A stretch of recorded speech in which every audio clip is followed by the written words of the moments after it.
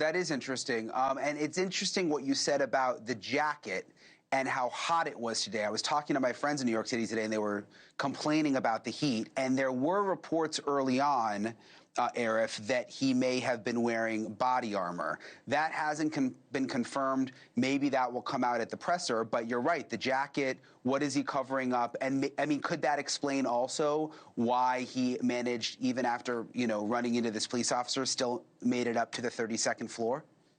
Yeah, there has to be some sort of a mechanism in place to shut down those elevators from the top floor. It's just incredible to me when people don't realize you have an assault. Why can't we lock them in the elevator system and then force that elevator to a safe location, whether it's a particular floor where officers are waiting or the basement, garage, whatever it might be. But it just seems to me that it strikes me that there wasn't a follow-up. That female police officer was brave. She stood her ground.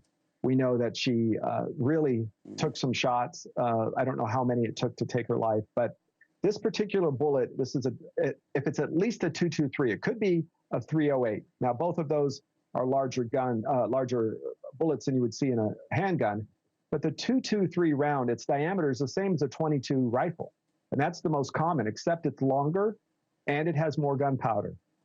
For the civilians out there, it's simple. When that bullet is fired, it tumbles once it hits something. That's why it's dangerous around body armor that's light body armor, at least, and metal, et cetera. It'll tumble, which means it has a much greater capacity to cause damage in the person and in the item it's fighting.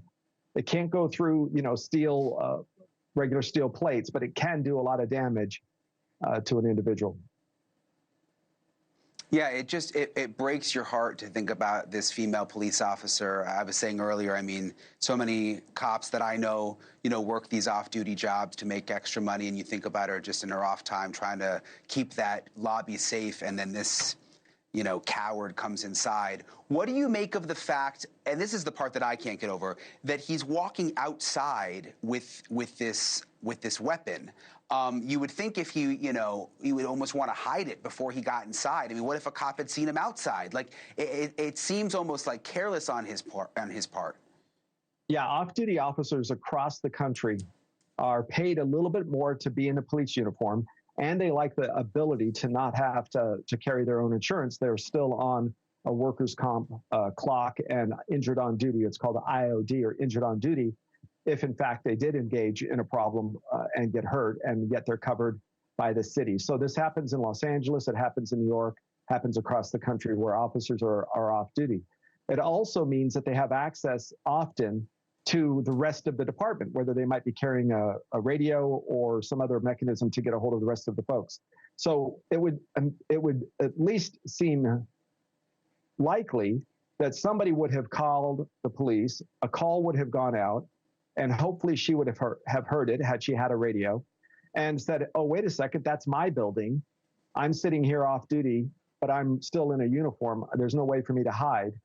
There are some places that officers cannot work off duty. For example, in the city of Los Angeles, you have to work in uniform if you're working a movie job, for example.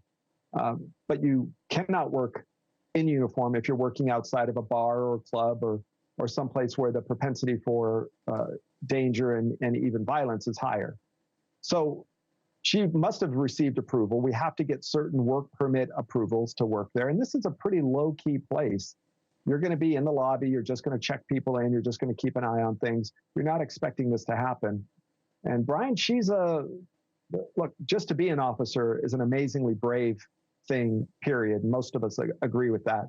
I encourage everybody to go for a ride along at least once, see what they go through, see the things that happen on a day-to-day basis. And I think you'll change your mind if you're not already a fan of law enforcement.